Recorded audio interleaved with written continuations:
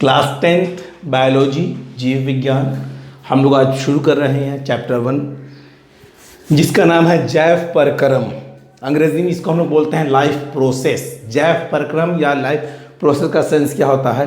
हम लोग बहुत सारी एक्टिविटीज़, क्रियाकलाप, वर्क, काम करते हैं जिससे पता चलता है कि हम दूसरों से कुछ ख़ास हैं, कुछ बेहतर, उनसे कुछ अलग है। तो इन चीज़ को अलग कौन करता है? हर लिविंग बींग्स की अगर बात कर रहे हैं, चूँकि बायोलॉजी हम लोग पढ़ रहे हैं, तो इससे ये पता चलता है कि अगर कुछ खासियत पाई जा रही है, कुछ विशेषताएं पाई जा रही हैं, तो क्या विशेषताएं हैं? विशेषताएं ये है कि हम कुछ खाते हैं, हम सांस लेते हैं, हम खेलते हैं, हम दौड़ते हैं, हम में ग्रोथ, वृद्धि होती है, डेवलपमेंट होता है। तो किसी भी व्यक्ति अर्थात लिविंग बींग्स, सजीव को जिंदा रहने के लिए कुछ ख़ास तरह की एक्टिविटीज़, परक्रम, क्रियाकलाप को पूरा करना होता है। इस सेक्शन को, इस चीज़ को जिस ब्रांच में, जिस शाखा में हम लोग पढ़ते हैं, उसे हम लोग जैव परक्रम बोलेंगे।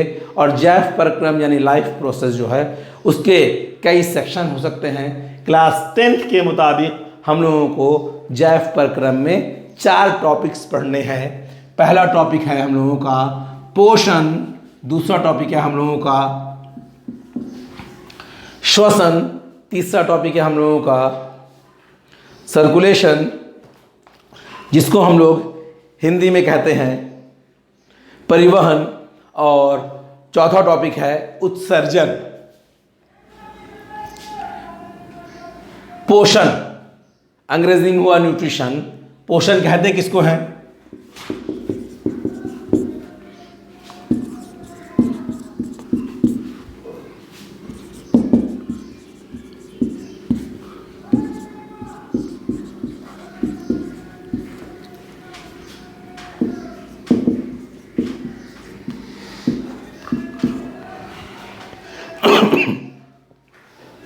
पोषण कहते किसको है? पोषण को अंग्रेजी में हम लोग न्यूट्रिशन बोलते हैं।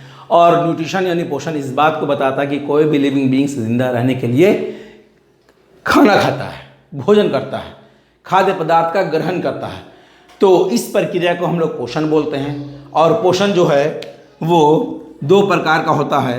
एक कहलाता है स्वपोषण, जिसको हम लोग बोलते हैं ऑटोट्रॉप्स।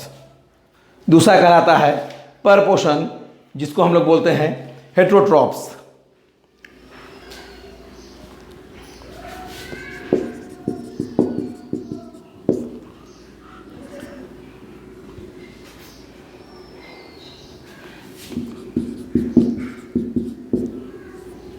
स्वपोषण और परपोषण। स्वपोषण और परपोषण के में क्या बेसिक फर्क है कि क्यों इसको 2 ग्रुप में बांटा गया? जबकि पोषण का मतलब होता है खाना खाना, तो ये भी खाना खा रहा है, ये भी खाना खा रहा है, तो दोनों को 2 ग्रुप में क्यों बांटा गया है? तो 2 ग्रुप में बांटने की सबसे बड़ी वजह यह है कि स्वपोषण वैसी प्रक्रिया है, वैसा मेथोडोलॉजी है जिसमें सजीव अपना भोजन स्वयं खुद बनाते हैं। वो किसी पर डिपेंडेंट नहीं होते हैं और इनको अपना भोजन बनाने के लिए जो कच्चा मटेरियल्स, रॉ मटेरियल्स प्राप्त करना होता है, उनको वायुमंडल से, वातावरण से प्राप्त हो जाता है।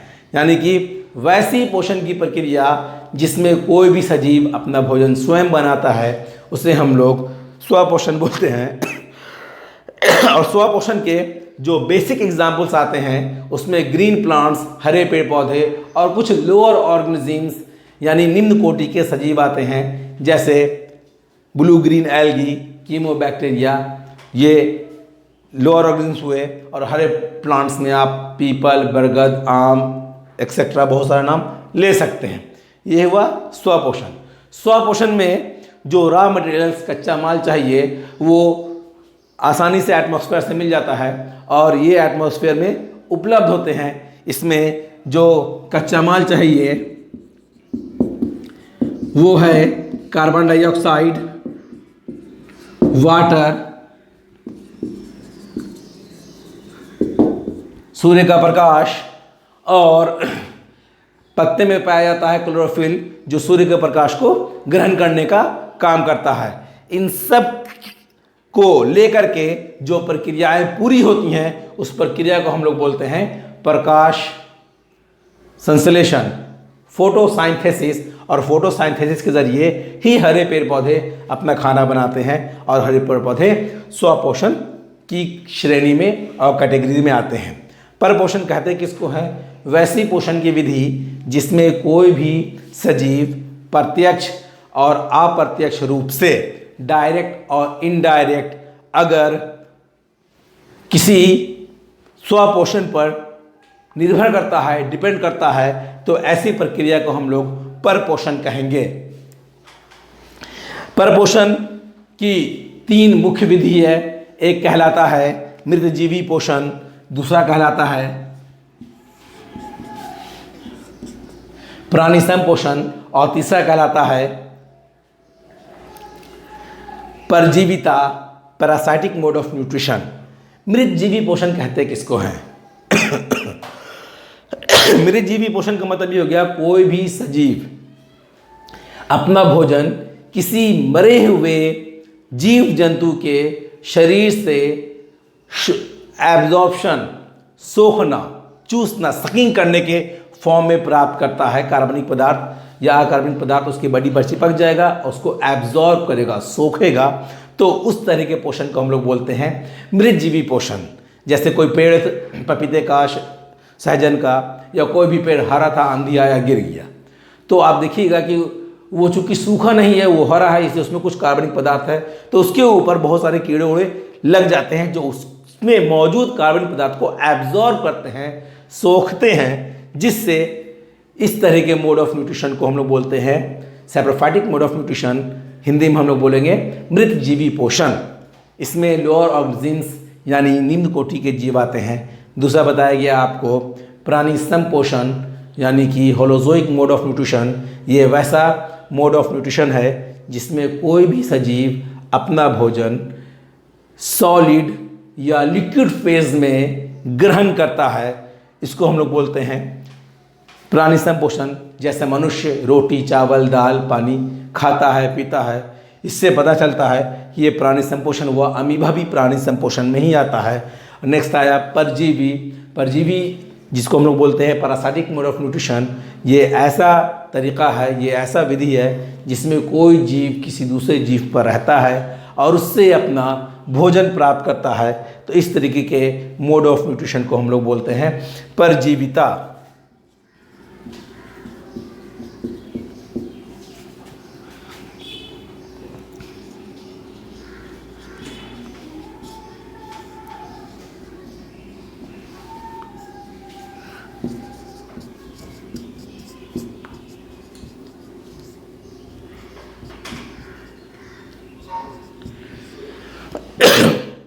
तो ये पोषण के 2 मुख्य विधि होते हैं जिसमें हम लोगों ने देखा कि जैव प्रक्रम का सबसे पहला टॉपिक पोषण।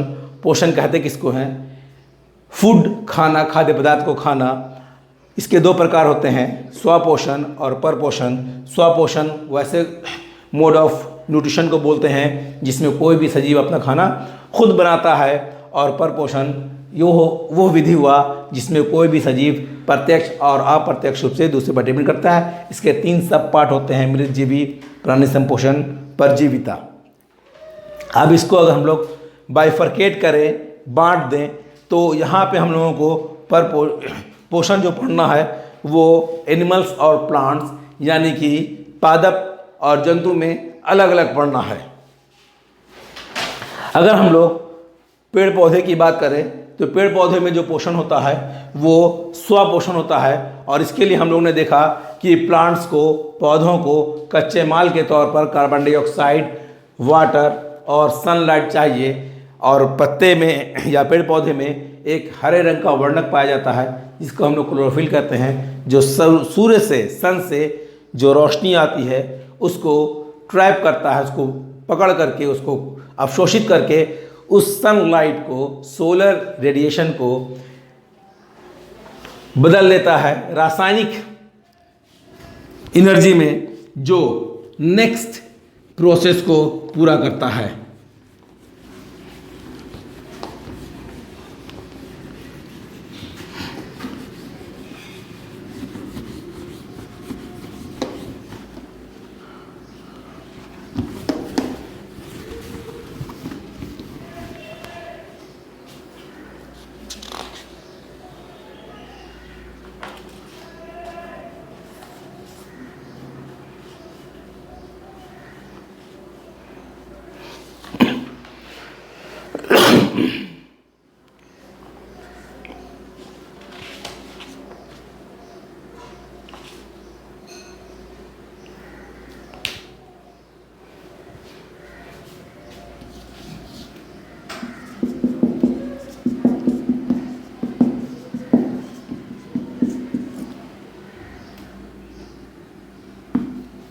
पौधों में पोषण, अगर पौधों में पोषण, चूंकि हम लोग देखा कि पोषण की बात कर रहे हैं तो पोषण को बेसिकली दो पार्ट में बांटा गया है। एक प्लांट्स जो परफॉर्म करते हैं उसको स्वपोषण बोलते हैं, ये स्पेशलाइज टाइप का हुआ। दूसरा एनिमल्स में आएगा तो वो सेकंड है, इसके बाद हम उसको पढ़ेंगे।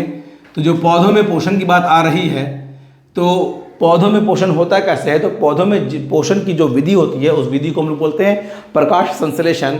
और प्रकाश संश्लेषण के लिए जो हम लोगों को रॉ मटेरियल चाहिए, कार्बन डाइऑक्साइड, वाटर,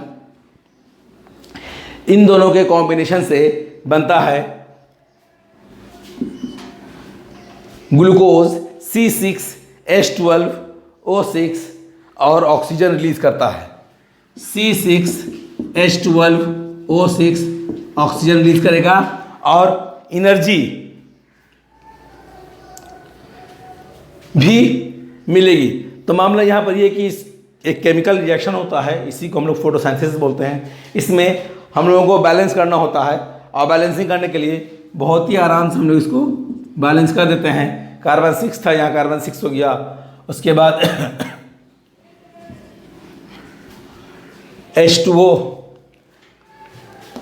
6 दूनी 12 और 12 24, 6 दूनी 12 6 18, तो H2O 6 वाटर भी फॉर्म करता है वेपराइजेशन फॉर्म में।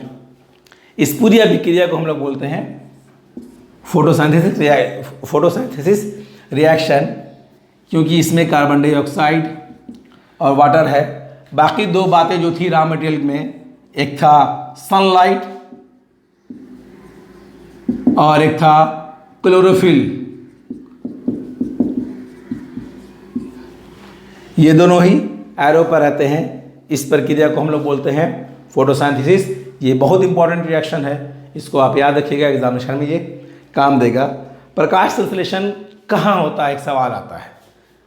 प्लांट्स तो बहुत अलग शेप के होते हैं, बहुत सारे उसमें पार्ट्स होते हैं। रूट है, शूट में आ गया, हम लोगों का तना हो गया, ब्रांच हो गया, पत्ती हो गया, फूल हो गया, फल हो गया। तो जनरली इसका जवाब आ जाएगा कि पत्तियों में होता है या प्लांट्स के ग्रीन पार्ट में होता है। तो पत्तियों में और प्लांट्स के ग्रीन पार्ट में भी कहाँ होता है अगर बात की जाए तो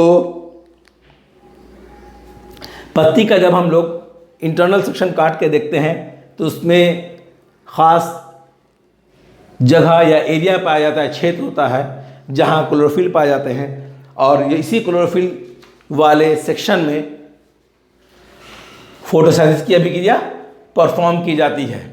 अब एक सवाल आता है कि एटमॉस्फेयर में मौजूद कार्बन डाइऑक्साइड जो हमारे एटमॉस्फेयर में है, हमारे वातावरण में, वो प्लांट लेता कैसे है। तो प्लांट की पत्तियों में छोटे छोटे छिद्र पाए जाते हैं, पोर्स, स्मॉल, जिनको हम लोग स्टोमेटा या रंध्र कहते हैं। इनके चारों तरफ जो कोशिका और सेल होता है उसको हम लोग गार्ड सेल कहते हैं। और गार्ड सेल का शेप, उसकी आकृति जो होती है वो बीन शेप या किडनी वृक्क के आकार का होता है।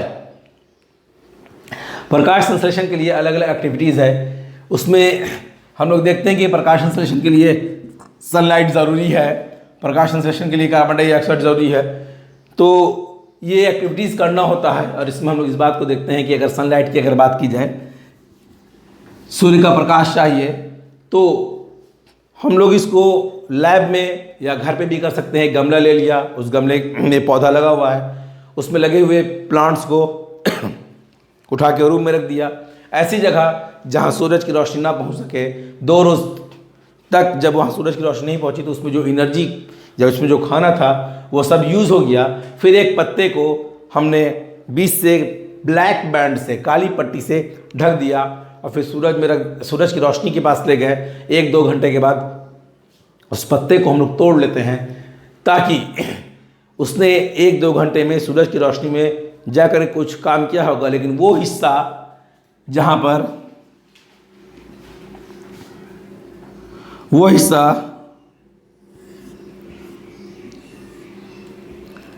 पर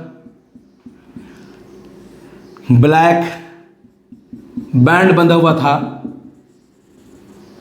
वहाँ पर सूरज की रोशनी नहीं गई होगी, जिससे वो सेक्शन काम किया कि नहीं किया, इसकी जांच करने के लिए हम लोग पत्ते को तोड़ करके लैब में ले जाते हैं और आयोडीन, अल्कोहल के घोल से उसको धोने के बाद देखते हैं कि ये हिस्सा किसी प्रकार का कोई चेंजिंग नहीं दिखाता है, बल्कि जो हिस्सा सूरज की रोशनी में सामने था, एक्सपोज रूप में था, वो एक्टिविटीज़ दिखाता है। तो इससे पता चलता है कि जो हिस्सा सूरज की रोशनी में नहीं था वो काम नहीं करता है या वो फोटोसिंथेसिस की एक्टिविटीज़ को परफॉर्म नहीं करता है। तो इस तरह की एक्टिविटीज़ के ज़रिए हम लोग बहुत आसानी से बता देते हैं कि फोटोसिंथेसिस के लिए, प्रकाश संश्लेषण के लिए सनलाइट का होना